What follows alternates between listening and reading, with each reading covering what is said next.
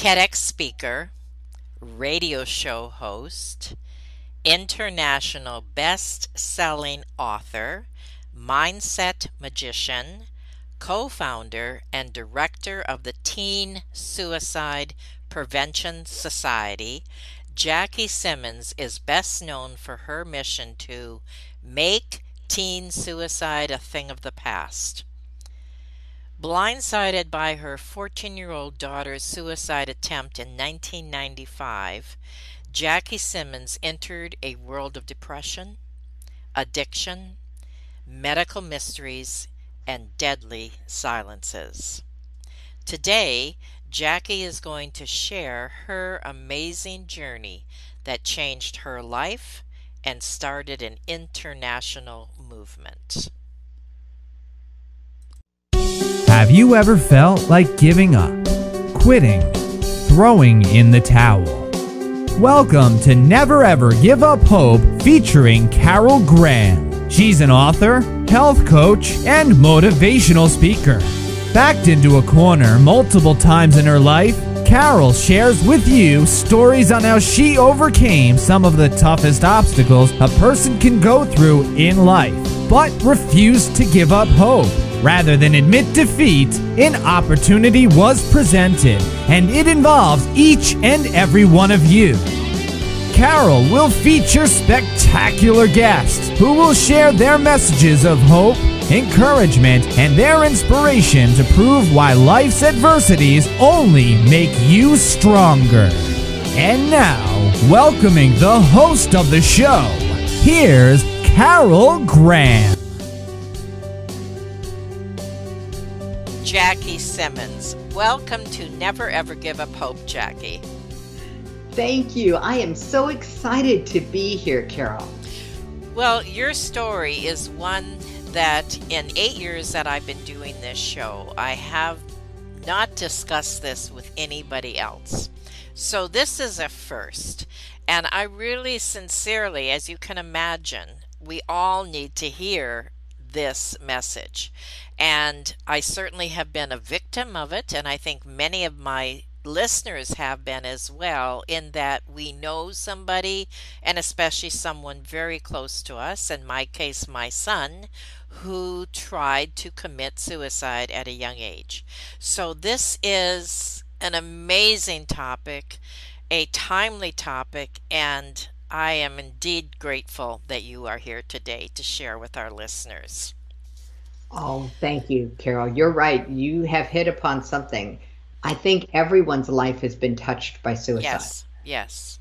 So first of all, let's do your backstory. Let's talk about who you are, where you came from, the leap from sales trainer and stress management consultant to emotional resilience training and mindset mastery. Expound on that a little bit, and then we'll get into the rest of your story. I am an accidental entrepreneur.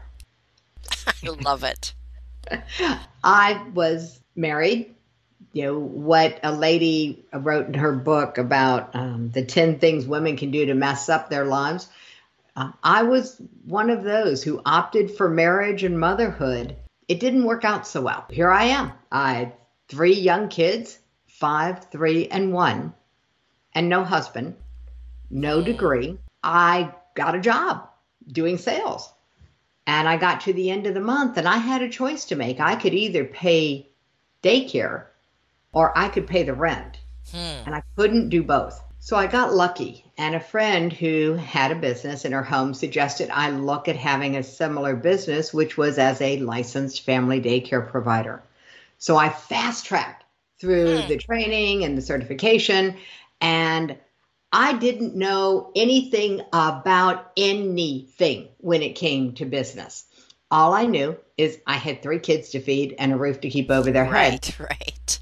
So I walked my daughter, my first one, my oldest one was going to kindergarten. I walked them to the bus stop every morning and told everybody I'm newly licensed, I have openings. Do you know anybody who needs to have help with their kids? Before or after school, didn't matter. I was open long hours. I didn't know that was called networking and referral marketing, and all of the language that I have learned since then. What I learned is that if you ask for help, help shows up, and people started showing up and helping me master networking in a bigger way.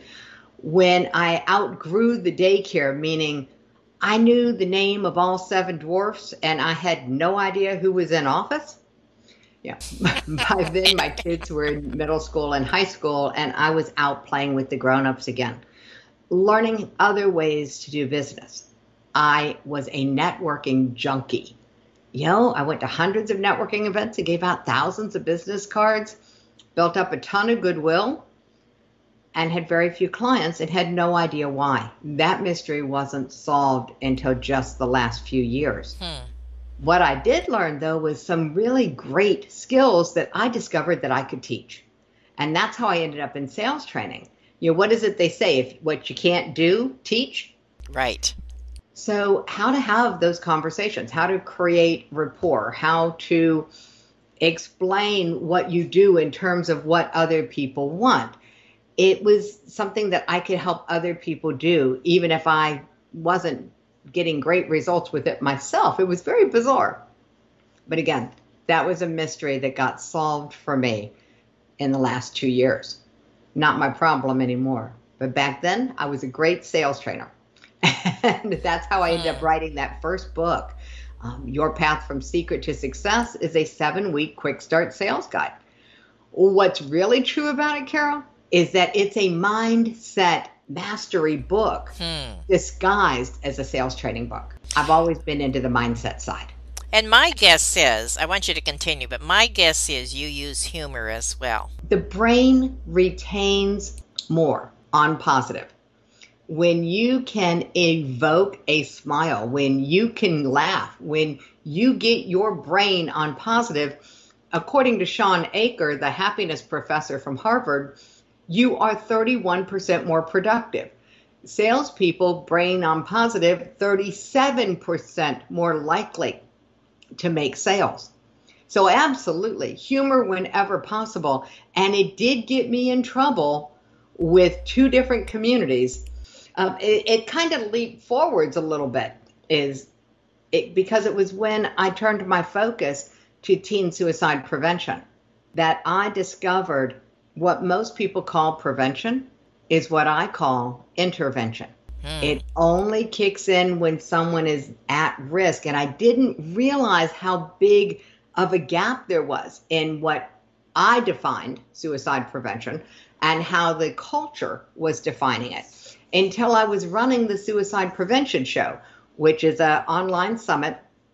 And I interviewed experts, back to back 2 days, 12 each day, 24 experts. And my speakers were sending out emails to say, hey, I'm going to be interviewed on the Suicide Prevention Show. You might want to come and listen. And one of them got pushed back.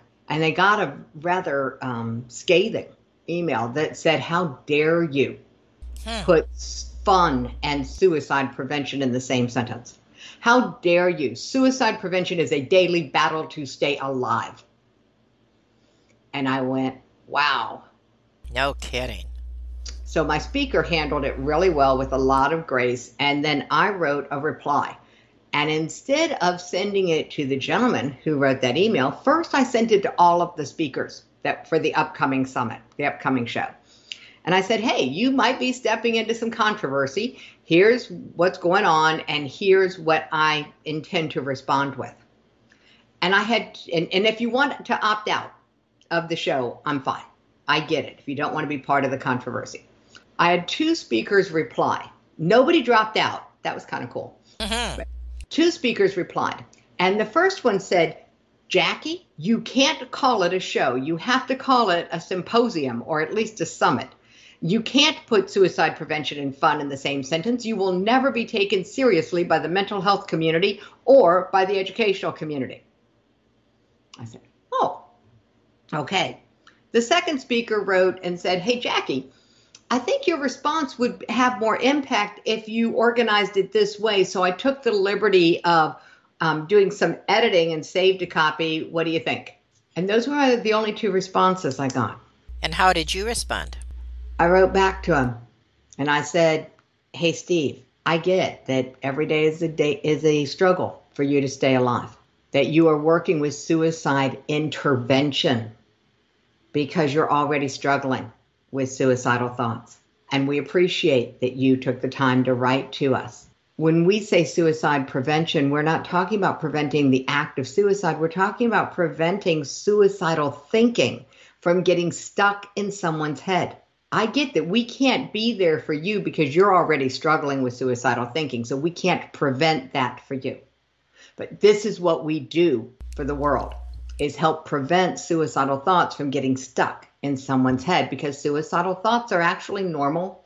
They're part of our natural negative bias. They're part of our worst case scenario problem-solving mechanism. Even Freud said that suicidal thoughts are normal.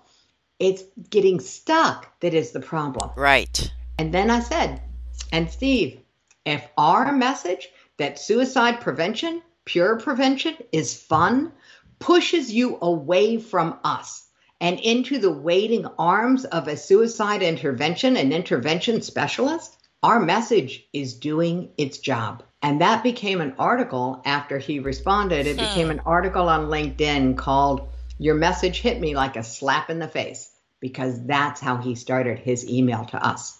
What's really interesting, Carol, is that Steve attended the suicide prevention show. All 2 days he was there, listening and watching. And at the end, he actually opted to come and do an impromptu Q&A with me. And the next season of the suicide prevention show, he had stepped up into speaking about suicide. Wow. He had taken on a mission to work through Toastmasters and to learn to become a humorist on the topic. Word. And so I interviewed him as an expert on my next show. We don't know the impact we're going to have. That's right. And I had to be willing to say, if the suicide prevention world, if the mental health world, if the educational world are not going to take me seriously, I am okay with that. That's not my world. My world is you and your family, and you have this normal life. We were a typical middle-class American family until we weren't. And that's how I had to come down on it and say, I don't care. I mean, I don't like to piss people off, but I don't care if I'm not taking seriously in suicide interventionism world. They need them. Oh my God, if it wasn't for the intervention specialists, I don't know that my daughter would still be alive. So God bless them. And I am not them. I'm not a psychologist. I'm not a psychiatrist. I am not any of those things that would make me qualified to intervene when you're struggling with suicidal thinking. What I am qualified to do is help you develop some emotional Teflon so that that negative echo chamber doesn't get started. That's what I'm good at. And that's all that I want to talk about. You touched on a few things that are kind of floating around in my brain that I'm not sure exactly how to ask you. So I'm just going to give you my thoughts before we move forward with your story. And that is, first of all, something that you said initially was that people talking about sales in the sales world, that people gravitate to the positive. I thought it was the opposite. I thought that people in general gravitate to the negative and see themselves there. Is that not true? All right, you've got two sides of the brain. And the two sides of the brain. One, we have a natural negative bias. So we are naturally looking for what's wrong because that's how the caveman brain is programmed to help us survive. Okay, so yes, we naturally look for what's wrong. And your brain on positive is 31% more productive. So we can learn to focus, to attribute success to the positive side of the brain. It's about understanding how your brain really works and how to use it in alignment with the natural rhythms of your mind. Most of us just weren't taught. We just were not taught that that area behind our eyes and between our ears was ours to control. And it is. We can do a lot with it once we give ourselves permission to own that real estate and not give it away to other people to brainwash us. And make no mistake, we are brainwashed all the time. What we see, what we hear our input system into our brain, we're being brainwashed. And if we don't take control over what our inputs are, then we don't have control over what we think or how we feel. I'd rather live by choice. That was my next question. You just answered. I was going to say, but don't we have the ability to control what we are listening to and make that choice? And The answer is yes and no. I'm Okay. going to say yes and no. Okay. Do we have the ability? Yes. Do we know that we have the ability? And are we taught how to use that ability to choose? No. We're not taught how to consciously choose. We are taught not to stand out from the crowd. We are taught to care what the neighbors think. We are taught a bunch of rules for getting along in society that actually diminish our ability to choose to live a life that fills us with joy, because we look around and other people are all unhappy and we think we have to be unhappy too. If you don't believe me, go to any bar at 5:30 on a weeknight. They call it happy hour because that's the opposite of what's going on. People aren't happy. And so because we look around and we notice that other people aren't happy, we feel weird when we're happy. And I'm okay with being weird. I would rather be weird and happy than fit in and be unhappy, because I lived that way for a really long time. I'm not willing to do that again. I really love what you just said because I can relate. And if I can relate, then so many others are relating as well. In my memoir, there are 12 chapters and 12 traumas, and how I dealt with each one of those essentially was by attitude, having a positive attitude no matter what was going on, and also through humor. When my husband said that he had brain damage and would never function properly, I found ways to make him laugh. So it's another aspect of what you're saying, if I'm hearing you correctly, is even in the middle of something that could be extremely traumatic, that we find something else instead of going to, oh no, poor me, to how can I change this? And one of the ways that I change it is through humor. Is this what you're saying as well? The answer is, of course. One of the ways we can change our emotional state and our physiology immediately is with humor.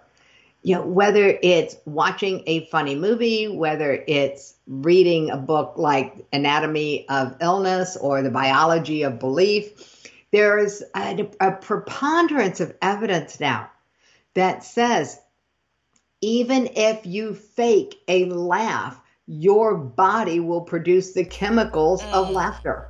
That's why they created something called a laughter club. So what do we know?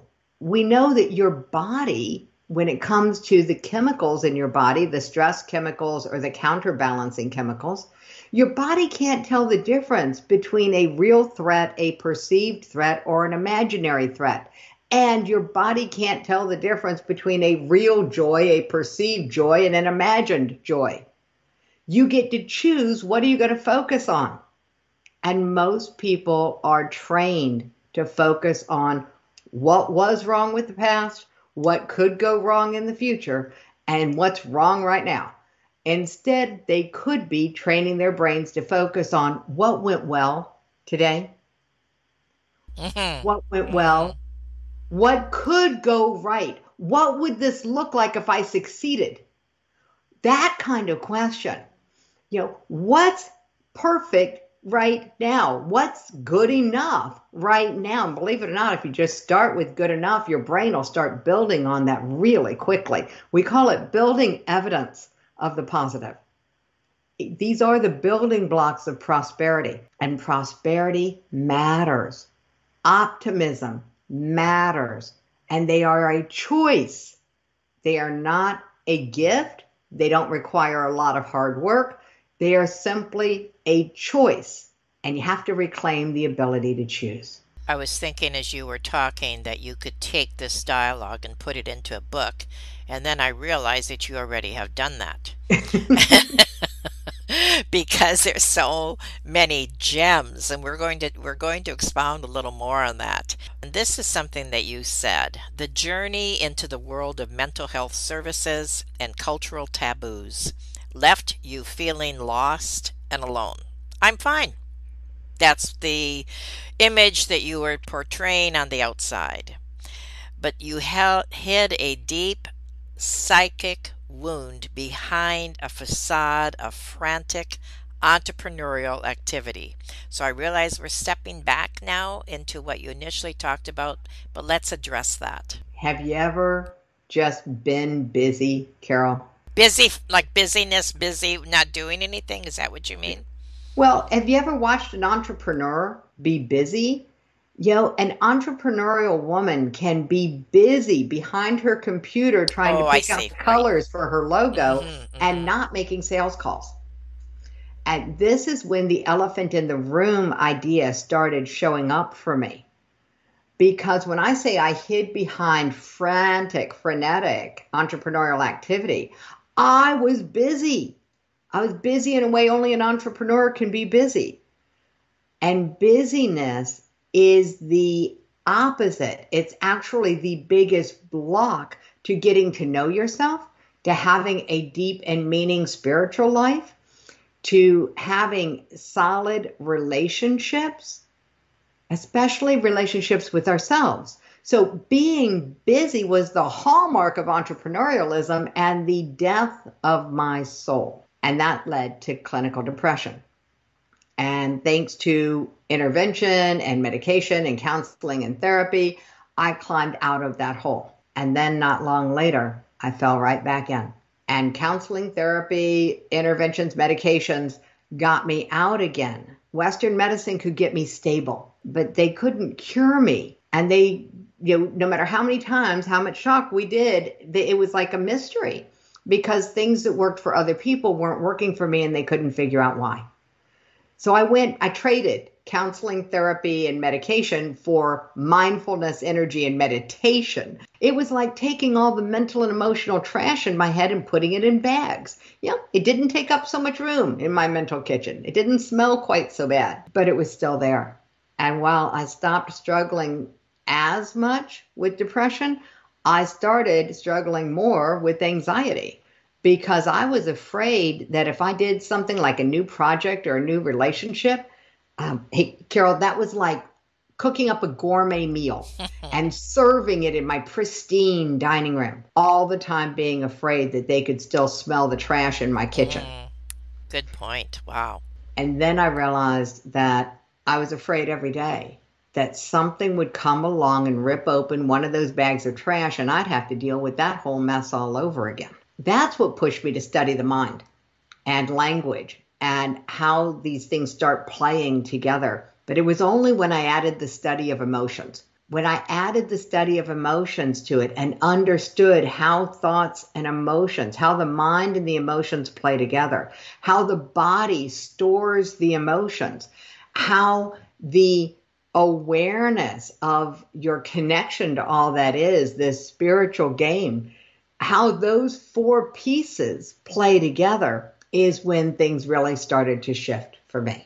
And I've been depression-free and medication-free since 2003. And I'm coming up on 20 years. Oh, that's awesome. There's so many things here, so many nuggets. Anybody that listens to this broadcast today, I am sure they're going to want to listen to it again.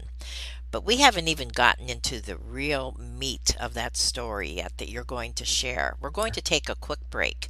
And when we come back, you're going to share that story that we talked about in the very beginning of something that happened in 2019 that you never expected. We'll be right back.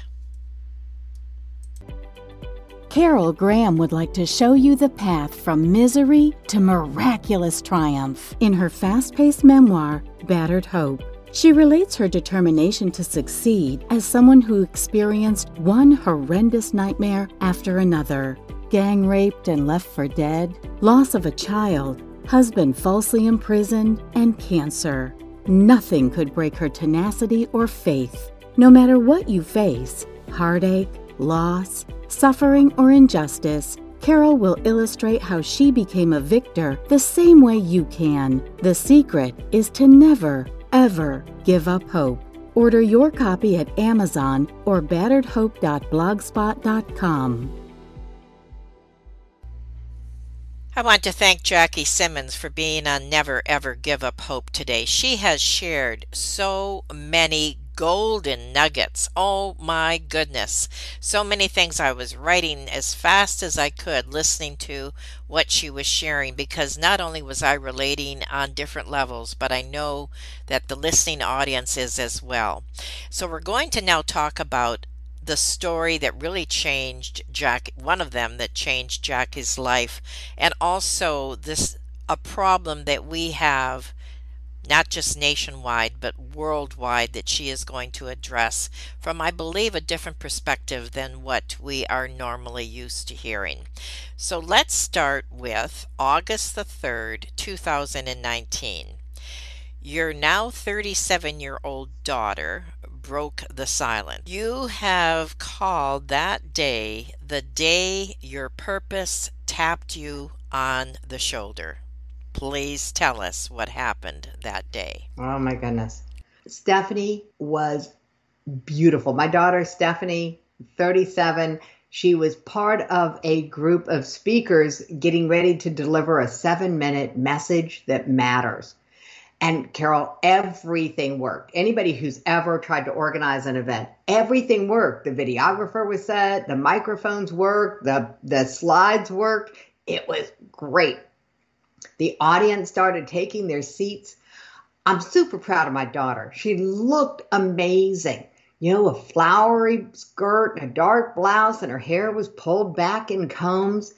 She was getting into that nervous, kind of excited state that you can get into right before you give a talk. She was first up on the speaker's roster, and the lights dimmed. Everyone, help me welcome Stephanie Ashton. Stephanie walked confidently to the front of the room and shook my hand. And she started by saying, 3,000 American teens will attempt to take their own lives today. And in the back of the room, I felt the blood run out of my face because I had no idea the number was that high. And I had no idea suicide was her topic. Her next sentence, when I was 14, after a bad day of shopping, I stood in my bathroom. The pain of not fitting into any clothes was just more proof that I didn't fit in anywhere. And that pain was more than I could bear. So I took a razor and cut into my left arm, trying to end the pain and my life. While in the back of the room, I recognized that only my 30 years of stress management training was keeping me from crawling into a corner and just bawling my eyes out. Because while I had lived through it, we hadn't really talked about it. You know, I'd convinced myself that as long as she was getting professional help, we didn't have to talk about it. We were good. Stephanie continued her talk by saying it wasn't my only attempt. There were others, and I still struggle with suicidal thoughts. And at the back of the room, I felt myself go from pale to bone cold as I realized the struggles my daughter had faced alone because I hadn't had the courage to have that talk about suicide. She shared that we had the other talks. We didn't talk about suicide, but we talked about sex, and we had the talk about drugs. We had the talk about alcohol. And then she went to college on a dry campus. I found out that means that the kegs were hidden in the showers of the girls' dorm. When she ended her talk with, you know, along my suicide avoidant journey, I've learned tons of coping skills.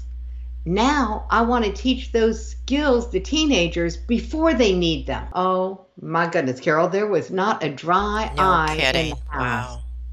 And people gave her a standing ovation. They rushed up and hugged her. They thanked her for being so brave, so willing, so vulnerable. And in the back of the room, I was frozen. I was totally torn between pride for her bravery and guilt and shame. And then it hit me. 3,000 a day, 3,000 American teens attempt to take their own lives every day. Carol, that means every day 6,000 parents start to live the guilt nightmare that I'd lived. That means every day over 20,000 grandparents, aunts, uncles, brothers, and sisters start to live that guilt nightmare. And that means every day hundreds of thousands of classmates, teachers, boyfriends, girlfriends, neighbors all start to live that guilt nightmare, probably just as blindsided by it as I had been. And then I wondered, what if Stephanie was right? What if the key to stopping teen suicide was as simple as having the talk about suicide before you think it's needed, before your loved one starts to struggle with suicidal thinking? Well, this simple and obvious, like putting wheels on luggage kind of obvious, this simple and obvious thought led to Stephanie and I deciding to work together after that event. I mean, who knew that was possible? Well, along with her sisters, we created the Teen Suicide Prevention Society and went to work trying to help people break the silence. That's how the book of Make It a Great Day, The Choice is Yours, got created. It was the first just a collection of stories designed to help people break the silence on uncomfortable topics, especially suicide. What we found was that people didn't want to talk about it because you hit it earlier. They don't know how. So we created the how. We created a really simple, scripted, and the script is neuroscience based. So we created the script that anyone can use to have the talk that saves lives, a suicide prevention conversation with anyone in their family, and they are never blindsiding anybody with the conversation. Everyone, the invitation's right there. And when you invite using the script, people say yes. And you never have to find out if they are currently struggling or have ever even really struggled. You don't need to know. In order to help suicide proof them, you just have to read the script. And as long as people are willing to read it, and the invitation's really cute, Carol. Hey, I got an idea. Instead of me talking about the talk, would you be okay to role play it with me? And we can show everybody how easy this is. And where is that script available? It's available on the teensuicidepreventionsociety.com. Now, that's a lot. Teen Suicide Prevention Society. So there's a shortcut. The initials are teaspoons. So just write out the word teaspoons, TEASPOONS, and then put .org at the end of it. It'll take you to the same place. And right there at the top, it says Learn the Talk. It's free. The guide is free, and there's a 1-hour training. It's not a long commitment, and you don't even have to have the training, because if you just promise to read the script, you'll be fine. One of the things that I wanted to ask you was that your definition of suicide prevention is different than what most of us think it is. Could you explain that? Oh, I'd love to. It came out of Stephanie's talk, that line, before they need them. It also came out of that conversation we had a little earlier where I shared about Steve's story, where for him, suicide prevention was a daily battle to stay alive. And I realized that most suicide prevention programs are trying to answer the question, how do you stop suicide? Seems logical, right? But they're only focused on the people who are already struggling with suicidal thinking. They have a mental health diagnosis or they have a previous attempt. And that's the ideal client, right? The ones who have the problem. I decided that my ideal clients were the other people. The ones who you can't tell by looking is what I've discovered. The ones who are not obviously struggling, they don't have a mental health diagnosis, they don't have a previous attempt in their past. And there's one in every room, Carol. Every single networking room that I go into, whether in person or online, as soon as people know that I'm the director of the Teen Suicide Prevention Society, I start getting private chats and private conversations. And what have I learned? I've learned that in every room, if there are more than 4 people in the room, the odds are really high. Wow. That one person in that room is grieving the loss of a loved one to suicide, and that one person or more are struggling to stay alive. Oh, my word. And you can't tell by looking. So the talk to stop suicidal thinking is something you don't wait until you know they need it. It's designed as the preventative. And it's really super simple. It's only 4 questions, and it's got mindset magic built into it. That's why I love doing the role plays and demoing it, because it works some mindset magic on everyone listening. And I want people to understand that you're not probing or prying or opening up a can of worms when you follow the script. It is designed to prevent re-traumatization, because that's our motto. Our motto at Success Journey Academy, that's my company, our motto is no one gets re-traumatized on our watch.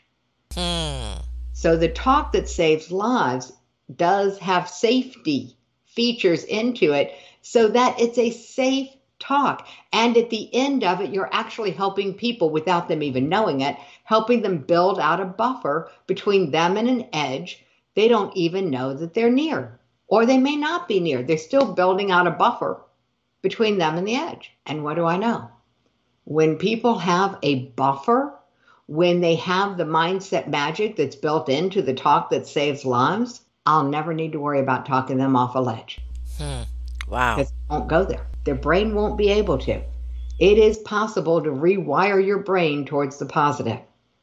There are a lot of different ways to do it. This one is the first one that we created. And then we have more since then. And this is the one that I'm hoping all of your listeners will get a chance to experience. Now, is that your new program that you're referring to? No, this is the Talk That Saves Lives, the original program in teaspoons. Yeah, this is the simple 4 questions that if you have this talk with someone, both of your brains, because of mirror neurons, start building out a buffer between you and the edge.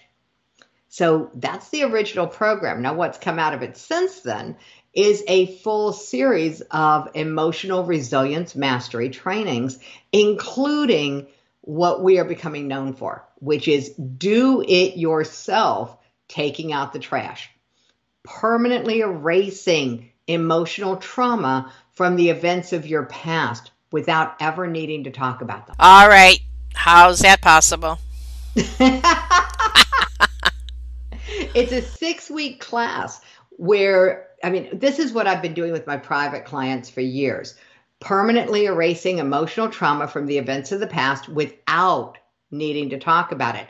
The work is done in a series of guided imagery sessions, starting with creating muscle memory for positive, powerful states of emotion. The shift of your brain from naturally negative, which is how the caveman's brain is wired to keep us safe, into the proactively positive. That's where we start. We want to make sure that you have the ability to shift your emotions, have control over your emotions at will. And so that's where a session starts. And in the first session and every session, we guarantee you will permanently resolve 2 episodes or more of negative emotional history without needing to talk about it. It's a very precise process, and it's done in a state of relaxation. So it's actually a lot of fun. Well, you know me, it's going to have something in there that's funny. Let's start with where people can get in touch with you. And is everything available in the same spot? Your programs, your books? Tell us what you want us to know. JackieSimmons.com. That is where you may not find everything, but you will find the access to both the 6-week course that's coming up, the 3-day event that we host, which is Your Story or Your Life. We believe you either rewrite your story or be prepared to relive it. And I did not want to relive my story again. So we have a 3-day event that we have 4 times a year. And then you can also find the weekly masterclass for busting your limiting beliefs. We get that done in an hour, and that is absolutely free. I am on a mission to make suicide, not just teen suicide, but all suicide, a thing of the past. I believe mental health is an inside job. We just weren't given the instruction book. That's it in a nutshell, isn't it? Wow. Okay. I thought like that. So, in summary, and as a word of encouragement, or whatever you would like, what would you like to say? You can't do it wrong. You can't have lived your life wrong. Everything that you have done was good enough. How do we know? You're here. So that means that everything you've ever done in your life, every decision you've ever made, every penny you've ever spent, every second you've ever lived, they were good enough because you are still here. The minute you make peace with your past, now you can create a future that you love. You can live a life in this moment that you love. And I hope you do. Thank you. I thank you for everything you shared, including your heart and what you went through. That's the part that I know that many people like myself related to. The technical side, that was phenomenal. That's where I took the notes. And so you have addressed our emotions and definitely have inspired us and motivated us to use this program to connect with you, not only to help ourselves, but I think that as we are listening, we know people that need to hear this message. When you said the statistics about if there are 4 people in any room, that one has been affected and others have thought about it, it just hit me. There's still that side of us that needs to be addressed, and this is what you so clearly pointed out today. Well, thank you. And I did promise everyone that I would say what it was that changed for me in the last 2 years. That's right. The years that I struggled. Here's what changed. I stopped having secrets. The day that I stood on the TEDx stage and shared my story and my daughter's story, all of a sudden I stopped having secrets and I stopped being afraid. It's really a different way to live when you don't feel vulnerable, because my opinion of myself is in the center of my life. It doesn't mean I don't pay attention to other people's opinions. It just means that mine comes first now. And that's a life worth living. Thank you for that, Jackie. And thank you so much for everything that you shared today and for being on Never, Ever Give Up Hope. Thank you for listening to Never Ever Give Up Hope, featuring Carol Graham. Did you know that most people succeed because they are determined to? Quitting was never an option. Carol loves your comments and will respond to each one. So please subscribe and review this podcast. A rating of 5 stars would be outstanding and appreciated. Remember, if you are still here, there is always hope.